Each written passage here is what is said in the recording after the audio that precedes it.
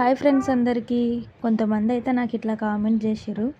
ఏందమ్మా తల్లి ఎప్పుడు చికెను, మటను ఇవే తింటారా మీరు? ఎప్పుడు కూరగాయలు కర్రీ గాని చేసుకోరా అని కామెంట్ చేసిర్రు. మేము చికెను, మటను ఎంత తింటామో అంతకు రెండింతల కూరగాయలు కూడా చేస్తాం. మా ఇంట్లో మేము చాలామంది ఉంటాం కాబట్టి ఒక్క కర్రీ వండితే సరిపోదు. అయినా ఒక్కరికి నచ్చింది ఒకరికి నచ్చదు కదా.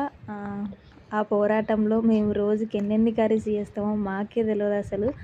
నేను అత్తమ్మ అయితే ఎంతో ఓపికతోని రోజు మా ఇంట్లో ఒక 3 లేదా 4 కర్రీస్ కంటే ఎక్కువనే అవుతాయి. ఈరోజు అయితే నేను పల్లీల పచ్చడి చేస్తున్నా. ఎక్కువ శాతం మా ఇంట్లో పల్లీల పచ్చడి అందరు ఇష్టపడతారు. ఇది చేసినామంటే ఇక వేరే కర్రీ చేయడం అవసరం ఉండదు సాయంత్రం వరకు అని చెప్పేసి అయితే పల్లీల పచ్చడి అయితే చేస్తున్నా. మరి మీ ఇంట్లో కూడా ఇంతేనా, లేకపోతే అందరూ ఒకటే తింటారా? కామెంట్ చేయండి. అంతే కదా, ఒకరికి నచ్చింది ఒకరికి నచ్చదు. అట్లనే ఈరోజు మీరేం కర్రీ చేసుకుర్రు?